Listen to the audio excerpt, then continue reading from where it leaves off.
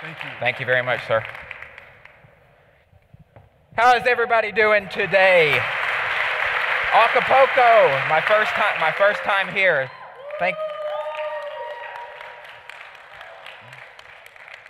We have a lot to talk about, so I'm going to jump right into it. The single biggest problem in communication is the illusion that it actually took place. George Bernard Shaw said that. Now, I want you guys to indulge me a minute in an exercise. Imagine, if you will, somebody entered into this room, somebody came into this room, and they had never heard of anarchism before in their life. I'm sure all of you folks here are very familiar with people and dealing with people who have never heard about anarchism before. What is the first thing that comes to their mind when they enter this room? Exactly. So the first thing that this individual would think of when he comes in here, he'd say, oh my God, all these crazy anarchists in here probably have a tote bag beneath their chair filled to the brim with Molotov cocktails, and they're about to toss these Molotov cocktails around and blow everybody up in the room because they don't care about anything. That's been the traditional view of anarchists. But if any of you all are like me, I want to try to communicate to this individual. I want to try to talk to this individual. I want to connect with this person on a level so that we can come to an understanding about what anarchism is. That's how I want to try to bring them into the fold of anarchism. And what we would do and how we would do that, we would want to convince them that anarchism is not chaos. Anarcho-capitalism is not violence. Voluntarism is not a perpetual bloodbath. Now, the title of my presentation is The Relational Anarchist Revelations. It's not all economics, logic, and morality. So I want to kind of take you guys on a journey of a philosophy that I've been developing that I hope will help coalesce and make sense of all of these ideas that everybody's already been talking about, these ideas of nonviolent communication, ideas about connecting and empathizing with people, and making sense of where anarchism is headed. But before we actually move into the concepts behind relational anarchism, as a person who talks about connection a lot, talks about empathy a lot, I would be remiss not to give you guys a piece of my own background and a piece of my own history because I think it's important. Before I even became an anarchist, I was a sleepwalking zombie who didn't think about anything, didn't really care about life, did not even care about anything besides playing World of Warcraft.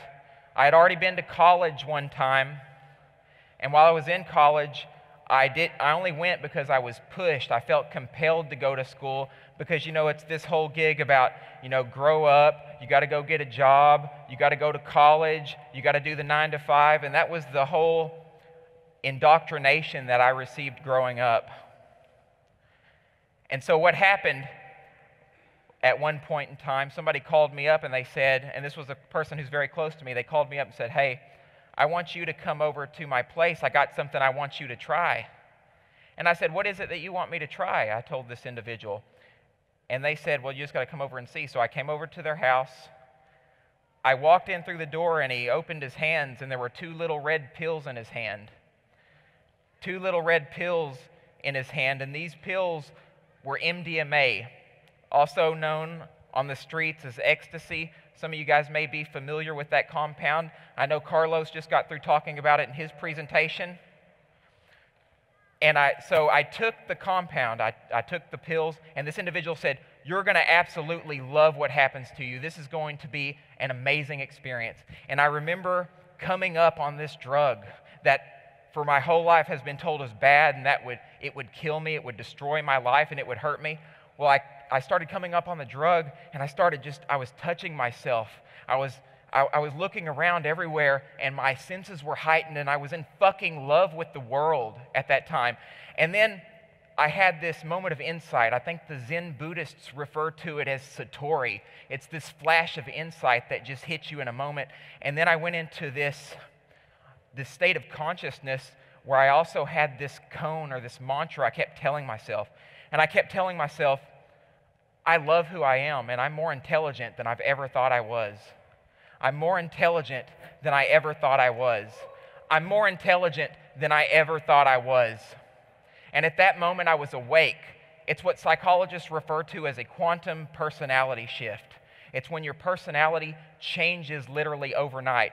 Now, most psychologists, of course, they don't agree with that because they think that personality is a stable characteristic, but I don't believe that's the case because I changed in the moment and was no longer the same person as a result of that ecstasy experience. Of course, after that happened, I still wasn't an anarchist, but I thought, man, this compound is super badass. I'm going to take this red pill and I'm going to deprogram people from the matrix with this pill. So I started giving it to my friends. I said, you got to try this. We're going to have a fucking spiritual experience and it's going to be amazing and it's going to change your life. And so I started doing that and people started loving it. And then some people think that I got a little carried away with that drug fiasco that I had there. And what happened after that, I think most of you guys probably know how the story goes. There was an individual who I let come over into my house and in my life, and I let him come and go and please with a key to my house, and he had access to a lot of MDMA, a shit ton of MDMA. And he sold some MDMA and some cocaine to an undercover agent of the state. This undercover agent followed him back to my apartment and immediately got a warrant for the arrest of whoever was in the house and especially him. So the very day after that, I learned state goons kicked in the door to my house, no-knock raid style, came in, threw me to the ground. They were in full battle regalia, machine guns, the whole 9 yards. It was just me and one other individual in the house. We were unarmed. We could not defend ourselves from these thugs. And they confiscated 500 pills of MDMA and 26 grams of cocaine-ish. And at that point, I was taken away and I was charged with possession of a controlled substance, with intent to deliver, and with the intention to manufacture this substance. I was able to get out of this scenario by having a loving and caring family who were able to extricate me from the prison, from the clutches of the tyrants and the thieves and the assholes. And after that, I had to get the best attorney in town, and this attorney had to make a deal with the state to get me out of jail. And it was about $40,000 later that I was able to wrangle a deal for deferred adjudication probation. And I had to go to probation for 10 years. 10 years total on probation. But after 5 years, I guess I had some degree of eloquence because I was able to write a letter to the judge and tell the judge that I had played their little game and it was time for me to come off of probation and come back out into the world and tell my story. So I was able to get off of probation in 5 years. I finished that process. But here's the key. During that process, it was a very traumatic experience to go through. Nights of crying, nights of difficulties, problems with family, everybody making me feel guilty, people telling me how worthless I was and where had I gone? I was a druggie and I wasn't going to do anything with my life. Well, I'm doing something with my life right now by talking to you all here.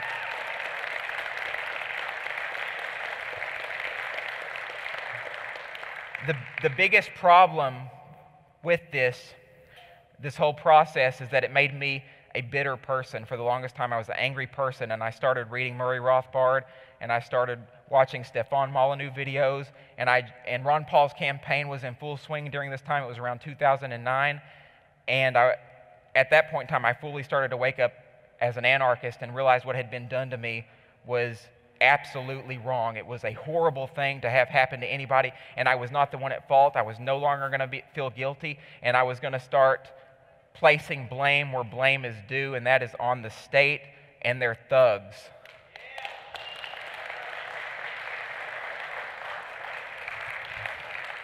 There was one problem with my method as I went about doing this, though.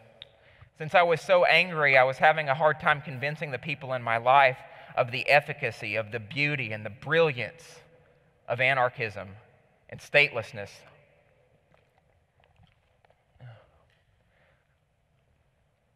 But eventually, I came to realize that maybe I'm being a little too hard on people, that maybe I'm being a little too tough, maybe I'm being a little too hard on myself. So I started developing these ideas revolving around compassionate anarchy. A lot of people tonight have talked about compassionate anarchy. They've talked about empathy. Carlos did. I know Julia mentioned it in her speech. I know that Adam had a whole thing, a whole exercise on compassion. Well, I think what I have here is the philosophy. I have a vision for a trajectory that we can take to uncover this new domain of anarchism, this whole way that we can start altering society and living together with one another. And I just call it relational anarchism. The first aspect of relational anarchism to keep in mind is this notion that, generally speaking, anarchism has been considered an economic it's been considered a moral or a logical philosophy. Some people, some anarcho-capitalists consider it a legal philosophy based on property norms as well. And that's all good and true, and I don't shun any of that stuff. Those are great ideas, and that is also my preference.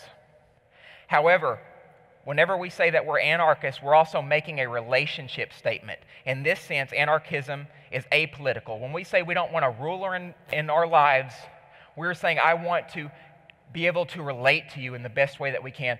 I want to have a relationship with you so that you don't hurt me and I don't hurt you. I want to have mutual understanding. I want to have a rapport with you. And this is just what I refer to as the beginnings of the relational approach to anarchism, because I think it's this particular path that is a prerequisite for the NAP, for voluntarism, and for all other aspects of anarchism. It's sort of a microcosmic look, an interpersonal look of how we build this particular culture of anarchism. There's a few concepts that I started to develop as a part of relational anarchism. And these are all very fluid, and this is all still new work that I'm currently in the process of hashing out with several different people, especially people in one of my groups, and you guys could join it if you want. I have a compassionate anarchy group that now has 5,000 some odd very active people, so feel free to join that if you want to. That's my little plug for that. But one of the primary concepts, or a couple of the primary concepts in relational anarchism, is this idea of hard versus soft anarchists. This is not a political scale. This is a continuum. And this continuum, it looks like this. Individuals or anarchists on the harder end of the spectrum are more likely to be more hostile with their persuasive skills. They're likely to engage in more aggressive modes of interaction with people that can actually turn people off. The softer anarchists are more emotionally available, they're more emotionally competent, and they have a way of connecting with other people that naturally lets more individuals come into anarchism proper, as I see it. So I think that we need to dial it down in terms of the way that we communicate with people, with what we would refer to as statists, in order to get more people involved in anarchism. We'll talk more about that in a minute. And I think if we're doing this, we're enacting what I refer to as the relationalist ethic. The relationalist ethic just states that if we're making connections with people, if we're empathizing with people, if we have an enjoyment of being with another person and we're finding common ground, we're automatically living anarchically in that moment. We are living peaceably in that moment. And it is through this underlying process of connection with individuals that we're creating the anarchist societies that we want to live in. Now, this is all happening below the surface without any need to ever use logic, economics, or morality if we don't want to. If we're making connections, finding common ground with people, they're already not using violence against us. So this is something that I would want to strengthen and add to the core of our philosophy and what we do as anarchists. So we have to get away from what I call the logical, economic, and moral axis, strictly speaking. It's still good in a lot of cases, and there's still a lot of people that are compelled to change based on strictly persuasive elements in logic, economics, and morality. But I think if we can just find common ground, make connections with people, we're already trailblazing a new path to anarchism. And this has to do, again, with what everybody has already been talking about here. And I think it's an amazing turn of events in terms of where anarchism is headed into the future. So you're probably wondering, what is the evidence for this relational vision of anarchism? How can we actually practice it? Well, a lot of the ideas that I have developed here, a lot of them came from counseling, psychology, and psychotherapy. I have been working on my master's degree in counseling psychology, and it has been very influential, and it's really helped me develop this process. The key component of counseling psychotherapy and clinical mental health counseling is this concept called the therapeutic alliance.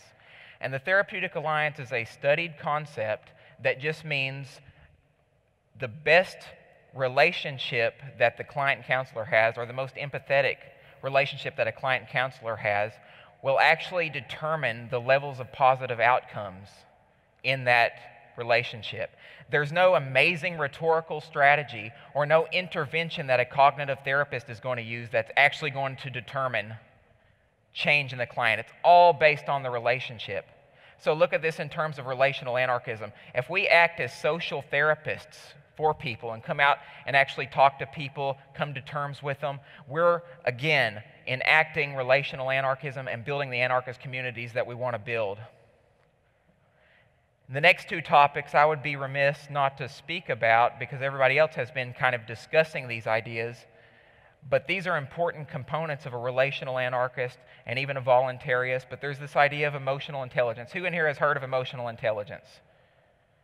Does anybody know who's responsible for really talking about the concept of emotional intelligence? Okay, the main individual who is responsible for really talking about emotional intelligence, and I would recommend everybody read the book. It's Daniel Goleman, and the book is just called Emotional Intelligence. And emotional intelligence is this idea that we have an understanding of our own internal worlds. We have an understanding of our own needs and our own desires, and we can leverage that, or we can harness those emotions to connect with other people and to work with them for positive change in their life and positive change toward the society that we want to build. The other thing that we'll talk about, and I'm just going to touch on this briefly because I know other folks have discussed this, but nonviolent communication is another very important component of the relational toolkit, of the tools in our belt that we can work with to help people come to terms with anarchism as we see it. Nonviolent communication is just a strategy developed by Marshall Rosenberg roughly around the 60s that is a diplomatic or a negotiation set of tactics in order to resolve disputes that we may have with individuals. Nonviolent communication generally works by acknowledging that other people's emotional inner turmoil, any kind of rage or hostility that they have, is actually an unmet need. And if we can work on understanding that a lot of times when people are angry, upset, or having problems, and we're not able to get through to them when we're talking about anarchism, it's this idea that they have an unmet need. And if we can work on finding out what that need is, we'll have a better chance in getting them involved with anarchism, both on a logical, economic, and moral level, if you want, or this underlying, undercurrent level of relational anarchism that I've been working on. And another important aspect of this, and this is something that I haven't heard many people talk about yet, is this idea of keeping track of our own neurology, understanding the neurology of fear, as I call it. And all that is acknowledging our fight or flight responses and fight or flight mechanisms. Whenever we get into a debate, and a lot of heated debates have been taking place in anarchist circles lately, and that discussion is also coming up. But if we understand what triggers us, what makes us upset, what makes us anxious, we can leverage that to also understand our neurology, or why our neurology causes this. So when we get upset, when we do get angry, we do get angry, or we do get hostile, the brain actually releases a neurohormone called cortisol. Is anybody familiar with the science behind this? Okay. So cortisol is a stress hormone that in very high levels can actually impair learning. So if we get into arguments with statists or anybody who disagrees with us, and we raise their cortisol levels so high, at that point in time, they will not be able to focus on what we're saying anymore, and they will not even want to understand anarchism. They will just push us out of their lives, and this happens online through the processing of blocking people. It happens in real life in the process of just disowning family members and just disassociating with friends or anyone else who disagrees with you because you've likely been too hostile. This happened in my own life with several different people, and it wasn't because, and I didn't place the blame on them. It wasn't because I didn't articulate the ideas correctly. It was because I was too much of an asshole. And this is one of the good things about MDMA. I always recommend about 150 milligrams of it to help get the asshole out of anybody. So that's always going to be highly, highly recommended.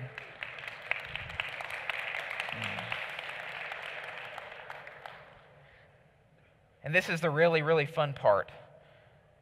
This is where I hope relational anarchism can actually help us with our current issues. You've all seen the problems right now we've been having with the infighting that's going on. And I don't even know if I want to call it infighting anymore, because we've already seen, as several people have talked about tonight, and I'm happy to talk about it as well, this splintering off of anarchist groups into this more alt-righty, fascist type of segment that looks like it has nothing to do with anarchism anymore. And I think that's something that we have to really question and look at, because if it's not fascist, like a lot of them tend to argue, it's definitely a slippery slope into tyranny based on alarmism and fear. So here's how relational anarchism tries to address that.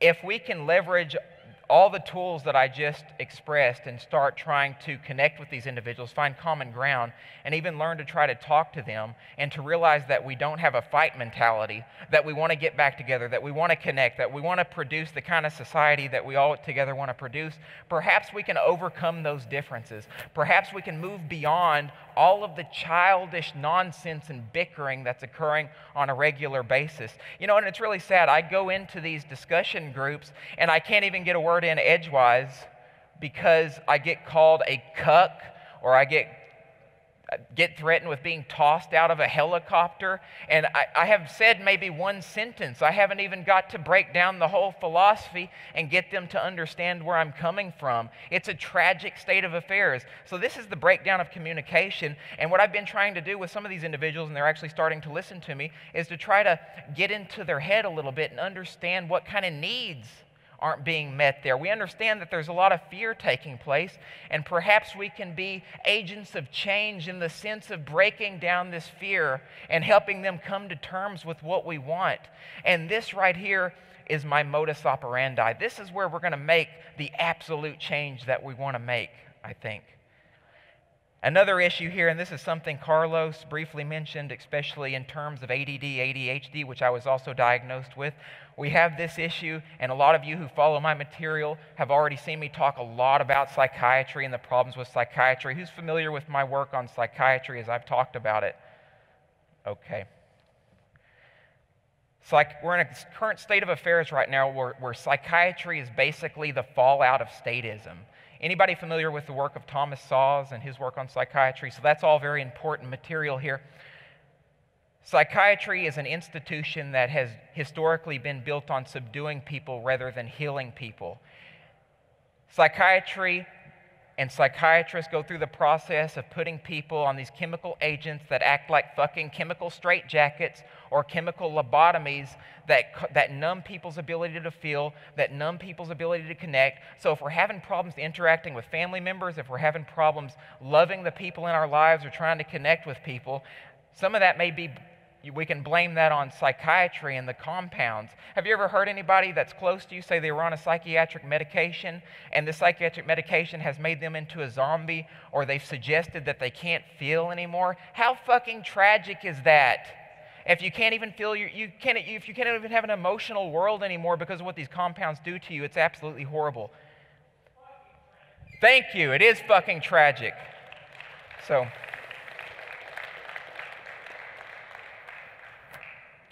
psychiatry has this whole concept of mental illness, right?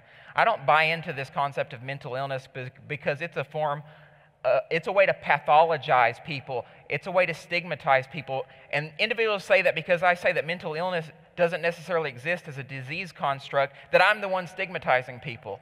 No. If you're labeling somebody and saying that their brain is broken, you're the one that's stigmatizing people.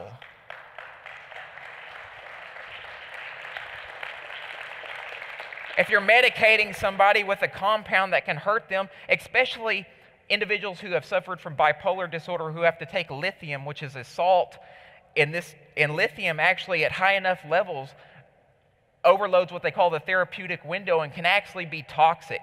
And this is a horrible thing to happen. The beautiful thing about relational anarchism is that if we can start working with people and getting them to come to terms with who they are, come to terms with their past traumas, understand that we love them, that we want to make connections with them, we want to know who they are on a fundamental level, we're already undermining the psychiatric industrial complex. Because the biggest problems that people are dealing with when they go to the psychiatrist and get medicated is what Thomas Sowell called the problems of everyday living. They're problems and issues that have to do with the trauma that these individuals dealt with. It's how they've been coping with life that has been ineffective. So we live in a state of affairs now where people want the answers immediately, and generally that answer is a little pill, which is having the opposite of the intended effect that we want it to have. That's one reason that I think relational anarchism really starts to look at all of these problems and these peripheral problems of statism that also need to be addressed, like psychiatry.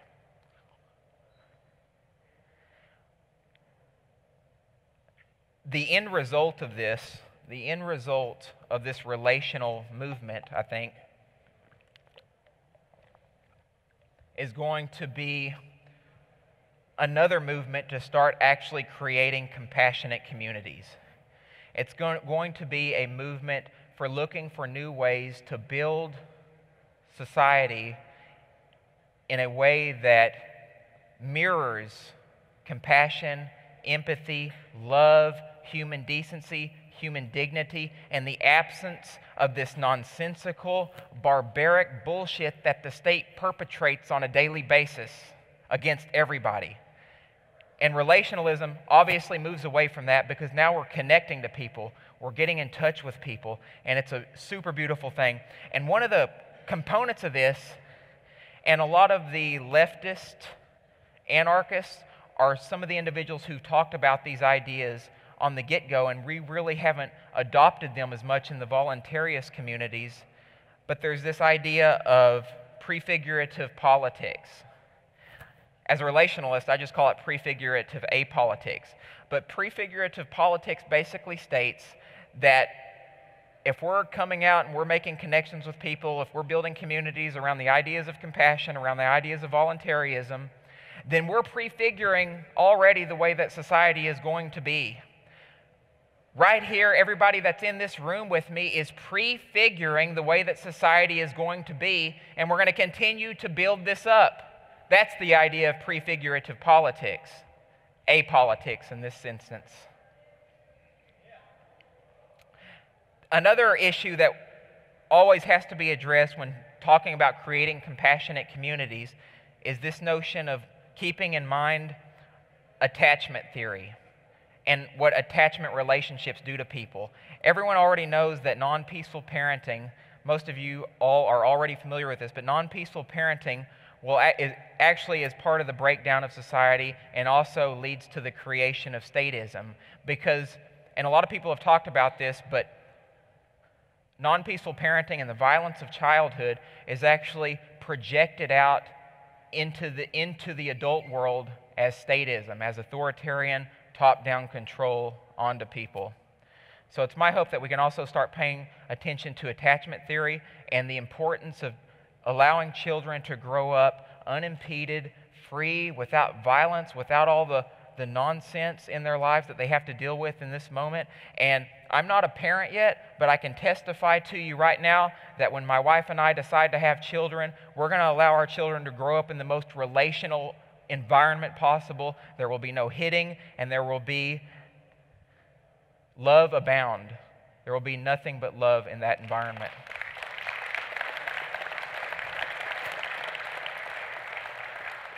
Be interested to see where my time's at, because I'd like to have some time for questions. 10? Okay, that's perfect. So I am open to answering any kind of question right now. Thank you. Sterling, I just wanted to let you know that your talk is fantastic and was touching, and I'm actually really sorry that I didn't get to meet you until last night, because I feel like you could have had a lot of influence on the documentary that I did on a similar concept. So I would really like to talk to you about doing some content together, because you're awesome. First of all. Thank you. Second of all, my question is, I've been moving away from using the term anarchism, mainly because it's been stigmatized so much, and I dislike most of the really loud content that's coming out. Sure. I mean, there's some beautiful anarchist content, but it's getting lost in the loudness of all of the alt-right and other movements within the movement.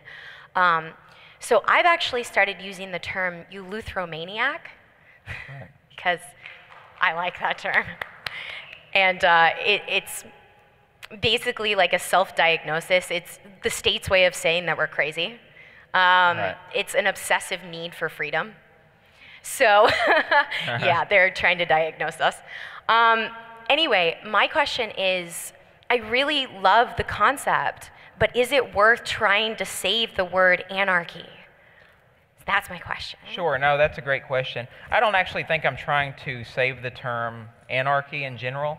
And if I just didn't want to use anarchy, it's a mouthful and there's a lot of symbols, but I sometimes just refer to myself as a relationalist, or this idea as relationalism. So we could just move away from that and just use that term. If you're okay with juggling that many syllables at the same time in your mouth, we'll be good to go. But yeah, I am definitely on board with you as far as a lot of the fear-mongering that's going on, that's possibly causing the term anarchism to devolve even into a worse state than it already is based on what people are saying and doing right now. So that's definitely a problem that needs to be addressed. But the answer is no. I would not like to continue causing problems with the term. But I think I still like the word, so I'm still going to use it. And I think that I've been able to get more people on board with my method and get them to understand that anarchism is not this super bad thing. It's not Mad Max in the Thunderdome with mohawks and tricycles and Molotov cocktails and all the nastiness and nonsense that we've had to deal with on a regular basis. Yes, ma'am. You're welcome. Any more questions? Yeah, right here. Hi, thank you for your talk. This is awesome. All the speakers this afternoon have been amazing, so thank you all. I'm on board with everything you're saying, and I agree with everything you've said so far, but I'm a little concerned with some of the divisions that we're seeing that we've all been mentioning. I think maybe as a result of trying to bring people in to a philosophical movement with no philosophical underpinning. So they don't know. You know, a lot of these people have never been introduced to logic and reason.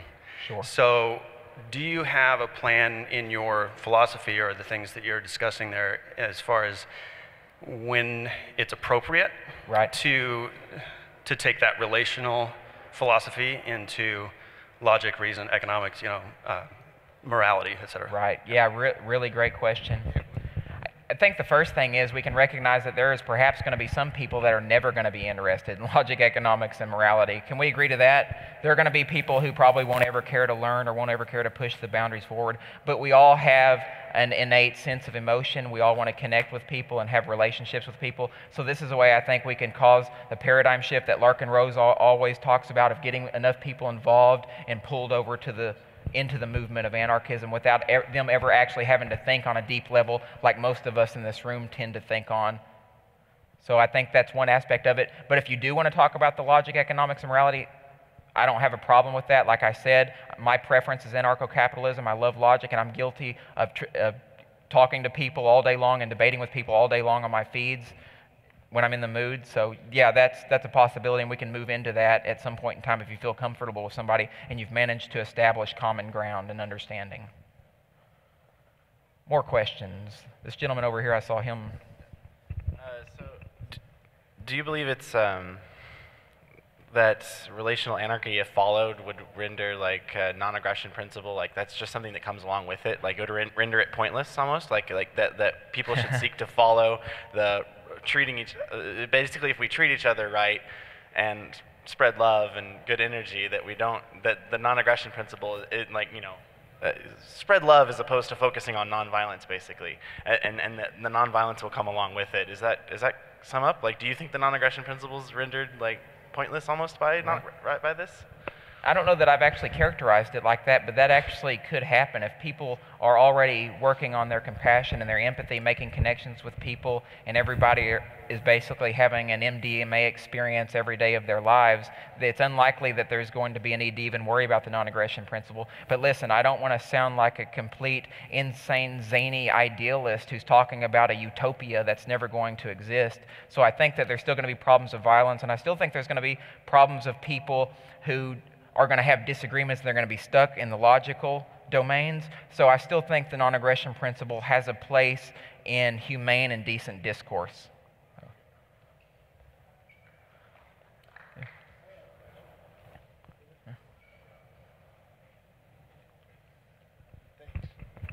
First of all, I like NBC and everything that you talked about, but there's a couple things I'm kind of confused about. Sure, okay. Yeah. So when you talked about psychiatrists and how they drug people and keep them in a psychological prison or mental prison, or something like that, yeah, right? chemical straitjacket was the term. Chemical straitjacket, right. Oh, there we go. Yeah, now you're rocking. Oh, okay. I'm a little confused because later you said you condone people using ecstasy to, self-medicate themselves, right? Which True. Seems contradictory to me. And I believe you mentioned something about ADHD or something, something that psychologists or psychiatrists, you labeled it as a fraud. Right. Right. And them like using that to medicate people, but I noticed that you also had your own term for, you called it, getting the asshole out. That's right. Yeah. So it could be a term. Yeah, that it's like dispossessing yourself of your inner asshole is how I Okay, the inner asshole. Right. See? Yeah. Okay, so a psychiatrist might have a different word, a term for the inner asshole, but they'd have a term for that, right? Sure. Yeah, they have a lot more jargon-heavy language. They have more jargon. Right. But it seems you're prescribing the same thing that a psychiatrist would. Like, sure. Okay. dude, Let me answer. I'll answer your question. I was kind of going on there. Here's the issue. There's a chasm of difference between these compounds that are illegal, like psychedelics, entactogens and empathogens, like MDMA, than there are between the psychiatric toxin that they're feeding people. So, here's the thing: MDMA actually helped you explore yourself internally. This is the big difference. A lot of the psychiatric compounds don't cause a mind-altering experience. They don't give you the ability to take a look at yourself from the inside. What they do is they numb consciousness. They sedate you. They put you on the ground to crawl around with the bottom dwellers and the scum of the earth. So that's not what we want to get into. We want to be able to explore ourselves. We want to be able to understand where our compassion and our empathy lies. And we can't discover that on the sedative compounds that psychiatry is prescribing on a daily basis. We want to be able to awaken and come into life.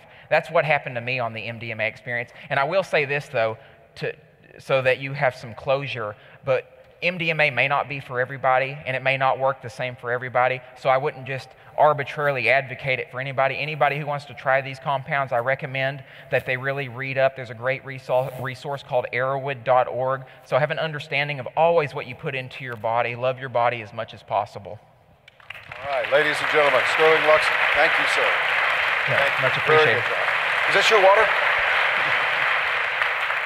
In a world where Antifa riots in the city streets, cops rage out of control, and the leader of the free world is a fat-ass casino owner, one event stands alone to make anarchy great again. I actually love humanity.